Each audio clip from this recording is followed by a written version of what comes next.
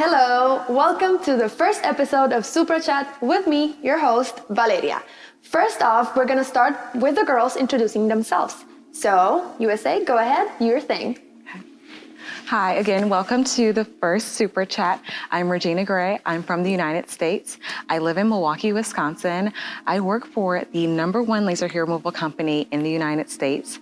And in my role, I get to travel all across the United States to all of our clinics as a traveling sales manager. Thank you. Hi, I'm Hugrún Birta Eilsdóttir. I am 24 years old. I am from Iceland and I work as a cosmetic brand manager, certified instructor in Brazilian Jiu-Jitsu, and also a marketing student. Hi, my name is Eva Louise Wilson, and this year I'm representing New Zealand at Miss Supranational. At home, I am studying towards a Bachelor of Health Science, and when I graduate, I plan to use this degree to advocate for minority health in different populations in New Zealand. Hello everyone, my name is Mercy Mukwiza and I'm from Zambia. If you don't know where that is, it's in the South Central of Africa. I am a commercial model and an entrepreneur. Hello everyone, my name is Jaisel Taus and I represent Colombia here in Miss Supranational and a psychologist and also have been a model. Hello everybody, my name is Natalia Hošovská. I come from Slovakia. I study international relations and diplomacy at university, and I also work in a modeling agency as a model. So as you can see, our girls are not only beautiful, but they also do many stuff in their lives. And speaking about this, we're gonna start off with a topic that we're gonna discuss. And this topic is pageant and their stereotypes. How are you girls trying to change these stereotypes that are around the pageants? We all know that people think that pageantry girls are just beautiful. But I mean, as you can see, you just heard them, they do a lot of things. So what are your thoughts on this? Anyone? I think the best way that I can help to break those stereotypes are by letting people know that when they see me in the crown and the sash, I have so many other things going on outside of the crown and sash. Yes, it is a job. Yeah, being a beauty queen is definitely a job, but it's not a job you're paid for.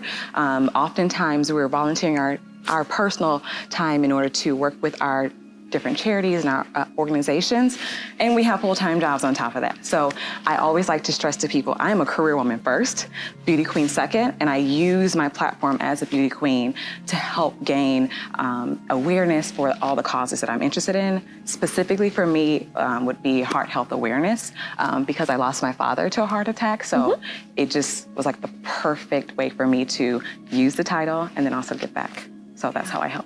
Yeah. For me, I try to make them understand that when you say beauty pageant, we're not talking about outward beauty. We're talking about inward beauty. You know, as beauty queens, people like to focus on the 10% of the job, which is wearing a crown and looking glamorous. But there's so much that goes into it. We get to do a lot of work for our communities, and we touch a lot of people's lives and make them better. And that's what they should focus on when they think of a beauty pageant. It's not about who is the most beautiful. It's about who is the most beautiful inside. Yes. Yeah, in my opinion, I think that it should be like a complete thing. Yeah. Actually, that was my final answer, like about beauty and like how would I describe it. And of course, there's outside beauty, but the inner beauty is also important. And I always say that if you're not beautiful on the inside, you won't be beautiful on the outside. But I would like to add to the thing that you said, that people don't focus on other things just on when you wear a crown. In my experience, some people don't know about the work I've done besides just wearing the crown throughout the whole year. Yes. And they don't even know, for example, that I have my own personal projects or that I'm a medical technology student. So I totally agree with that, and I identify myself. Does anyone else have anything? Yes, I must say that I agree with you because every time someone asks me like what are you doing in a pageant, or what is it all about, I always try to say that it's not just about the beauty, it's about like influence others with positive but it's the things, and also it's about the kindness, charisma, and also doing like you some projects and helping others. So I always try to like make people explain and make people understand that it's just not just about the beauty, but also a lot of work is behind that. And for me, it's very important to join a beauty pageant, well, in Iceland, because I wanted to show others that you can grow out of the conditions that you grew up in. And for me, it was bullying. So I got, so when I was younger, I had so hard time express myself and get to know others and be open about my opinions. And joining a beauty pageant definitely opened me up. So I'm very thankful and happy about. Actually, a lot of people don't know that. Even not only pageantry, but having even classes as model can help you out with these things that like make you be a little bit antisocial. Right. So I went a little bit through that too, even though I'm a social butterfly, as we all know. But when I was younger and before I started modeling, I actually didn't like my height because I was taller than everyone. Back home, there's not much tall women, so I have to live with it, and I love it. I embrace it, actually. I want to be taller now. But, so modeling actually helped me out with that. I used to be on pictures like this, and like shrugged, and like, so that no one could see that I'm like so different to the other people. And when I started modeling, I started loving how tall I was. So it was nice that actually it helped you out with that. And a lot of people don't know that. They just think that we're born like that. We're not born with these skills. I know for me personally, I didn't become comfortable with public speaking until I joined beauty pageants. I actually would cringe at the thought of getting in front of people to talk to them. I would literally think of every possible worst case scenario, what I could possibly say or do to make an idiot out of myself. But it wasn't until I was put in a position where, as a title holder, you're forced to go speak to people. You're forced to go talk to strangers. You're forced to express what you're passionate about. And so you have to, like you said, build different skills. And for me, it was that confidence in public speaking. And I'm grateful that now I can do that because it helps me in my job and also helps me now as a national title holder. Yes, well, I think that's happened because sometimes people forgot or don't know that behind the beauty queen there is a person. Then there is a person with dreams. There is a person we have like fears. There is a person who have a different backgrounds, like you say. Yes, nosotros tenemos que tener en cuenta que detrás de cada reina de belleza hay una mujer fuerte, una mujer que se está enfrentando a muchísimas cosas y situaciones para poder representar de la mejor manera a su país.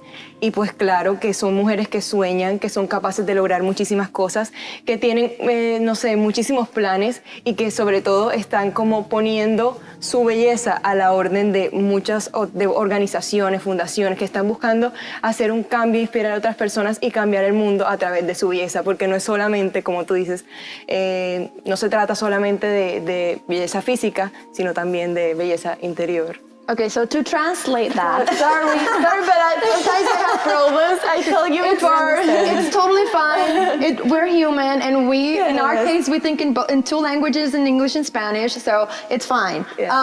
So basically, what she was saying is that behind every beauty queen, there's a person, there's a human being, and a beauty queen. I'm trying to sum it up, summarize it. So a beauty queen puts in the disposal of other people, organizations, their image, because they become a role model. So they work with organizations, charities, and stuff like that to actually do a little more than just being a beautiful person, if totally relative. And you said something else about... It was so much. Wait. There was so much. It was so much for me. It was like, okay. But basically, it was just that. And it's a real person behind the beauty queen with real dreams, problems, real aspirations, and all of that. So that's what she said in Spanish. Well, and I also want to add that we are here. For me, beauty pageants are like the perfect opportunity to demonstrate to the world that we are not like beauty girls, beauty women. We are here in the world to inspire other girls and to demonstrate that a beauty queen is more than more than just physical beauty. An image. And just more than image, it's more than be glamorous all the time. It's that voice, yeah. I agree. I think that with the beauty pageants, we can actually make ourselves better. We can become better versions of ourselves. And we all know that we can discipline our fears. And with this, we can move forward and to make better things and also influence others. So I think it's a good thing and it's a great opportunity for all of us, I guess. In New Zealand, I want to hear from you. I personally believe that the people who buy into the negative connotations that come with a beauty queen or a pageant are probably just looking at the aspect of just the show, just the part on stage, the vanity. And I joined a pageant because I'm into the hair and the makeup. I find that really fun and I love hanging out with all the girls, but there's so much more. I invite those people to come and to actually meet the girls, to chat with any of us, to reach out to any of us in person. And I think that if they took that time to look deeper, not just to watch the show, but to ask us questions, to have a chat, they would feel what I feel we're all feeling here at this pageant, to be in a room every day with near 90 girls, each of which have their own story, their own passions. It's so inspiring. So to be part of something like Miss Supranational, I think, helps us all become better people. I hear all of your stories and it makes me want to think, what could I do? What could I reach out? What could I become? I think even we can all agree that the Supranational organization is doing an incredible job of breaking those stereotypes. Just even with this forum right here, there aren't other pageants that do things like that allow us to speak about what we're passionate about, and also allow us to just speak our opinions and have our voices heard. We're not just on a stage, like you said, just for the show. There's so many other aspects that lead up to that show. It's 3 weeks of that. Little do you guys know, 3 weeks that lead up to that moment. And it's not just that. We have an incredible app that shows all the behind the scenes where you can read all of our bios. So we're doing the extra step that most pageants don't do to break those stereotypes. Yes, I've always thought of the fact that people should just put themselves in our heels, to not say shoes.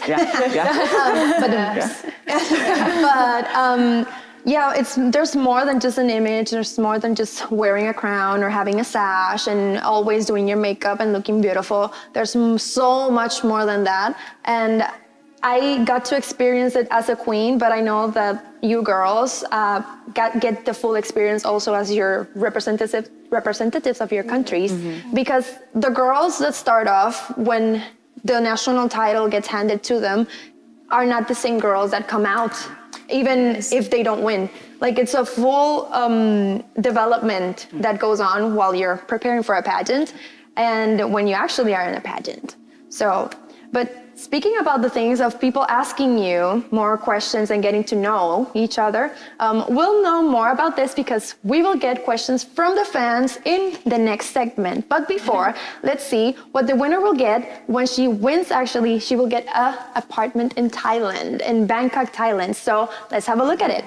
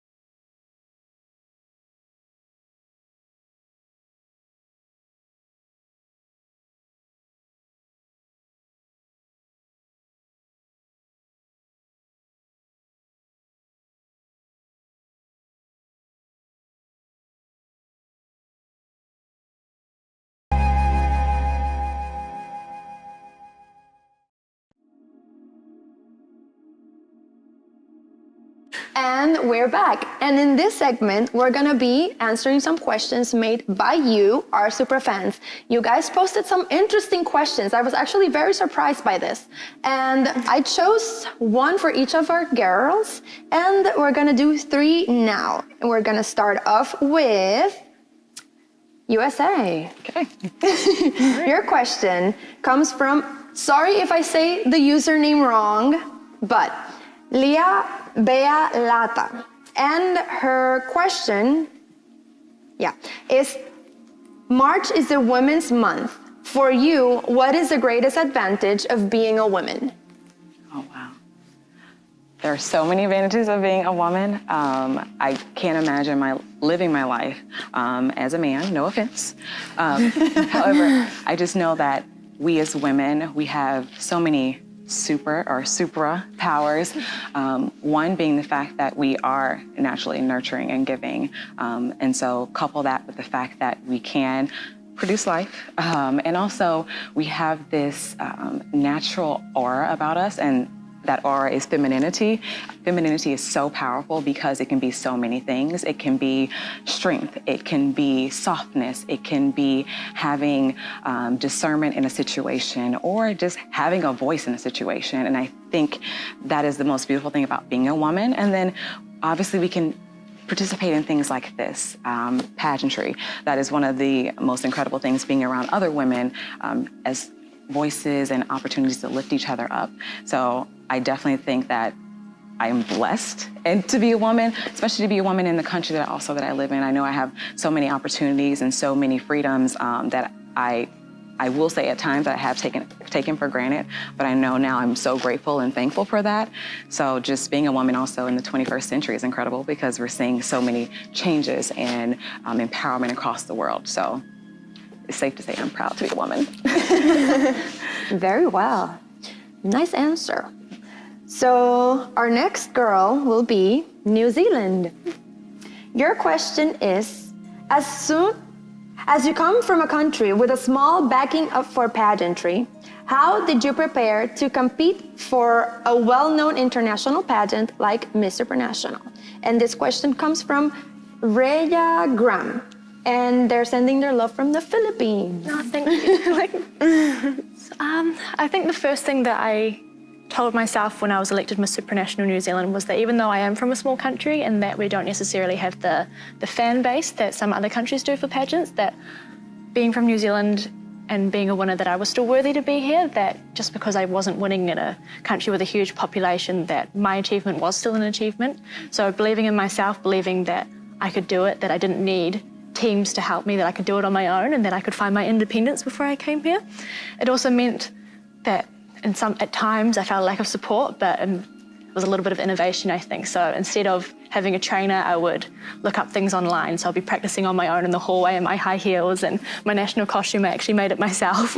So just little things like that, trying to innovate, trying to overcome little obstacles one at a time, and just having faith that even though I might not have millions and millions of fans back home, my family support me, my friends support me, and that I deserve to be here just like everyone else does. Which is actually the important thing, that the people that love you are the ones that support you the most. Exactly. So, and actually, I think that adds up a little bit more to your whole experience. The fact that you get to make your own national costume and like the fact that you have to work so much harder than maybe other girls adds a little bit more to your whole development.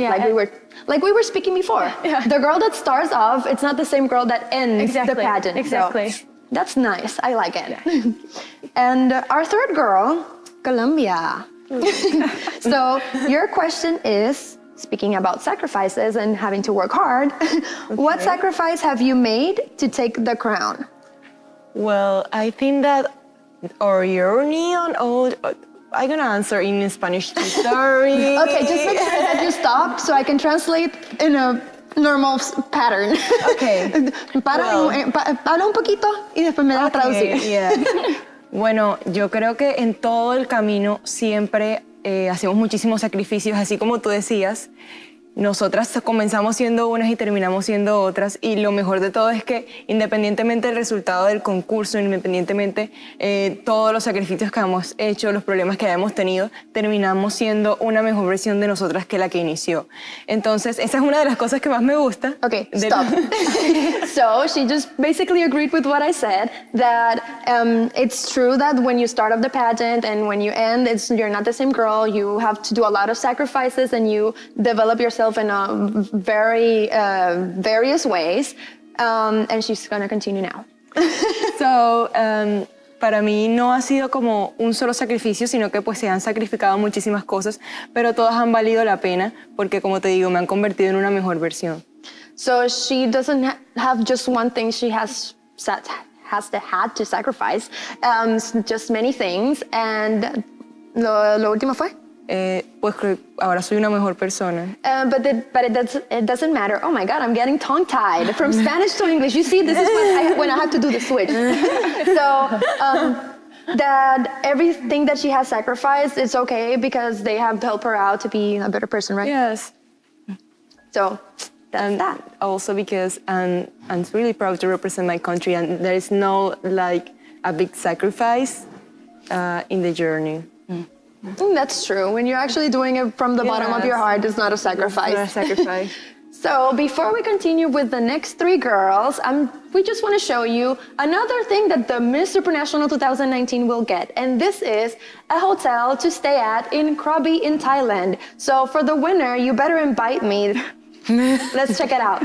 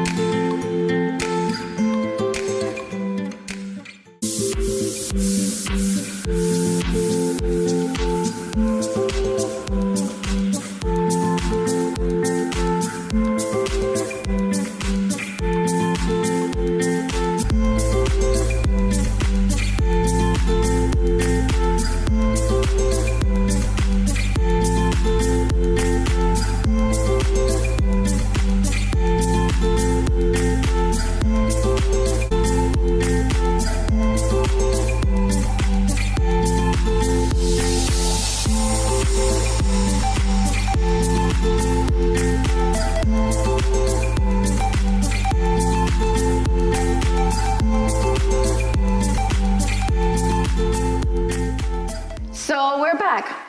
What a nice apartment that girl will get. Anyways, let's go with the next three girls that are gonna be answering the questions from the fans. And next in line is Slovakia.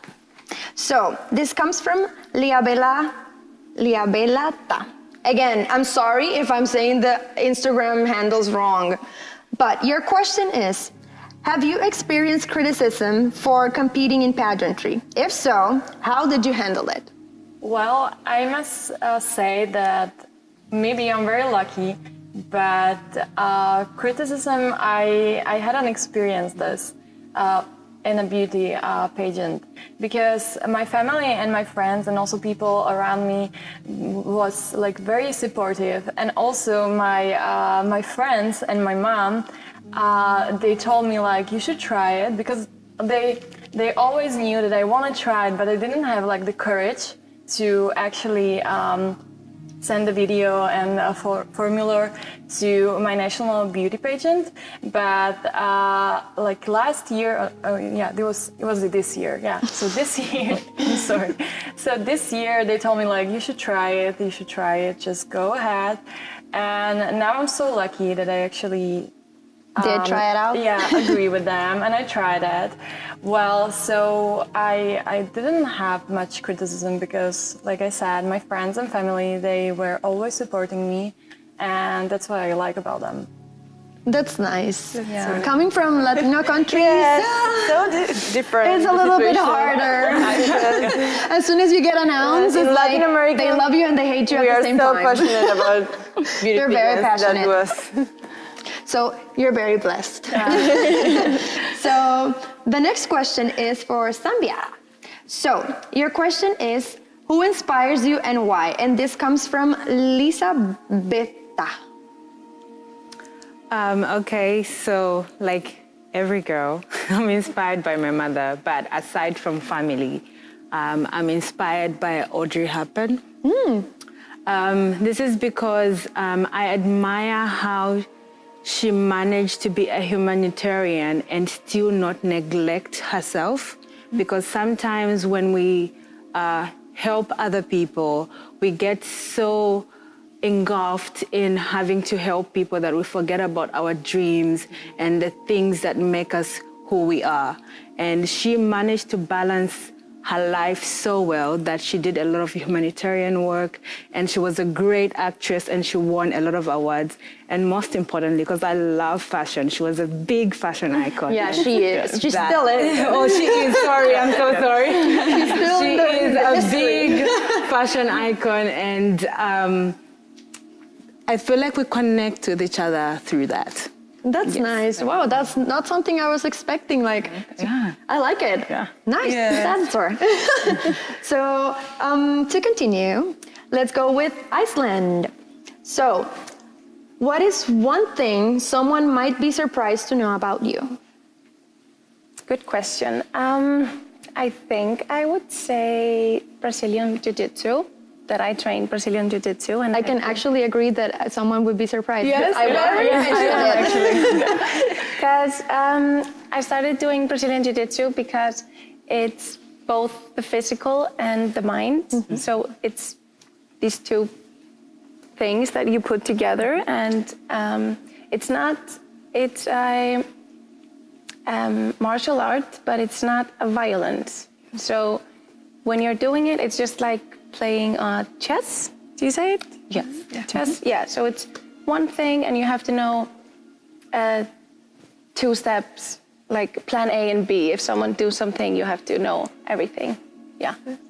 I would say someone would be surprised by that. Yeah. yes. Again, I agree because I was. Okay. So, these were the fan questions. You girls did amazing. They didn't even know what was going on, who was going to answer what. So, very well, girls. Good job.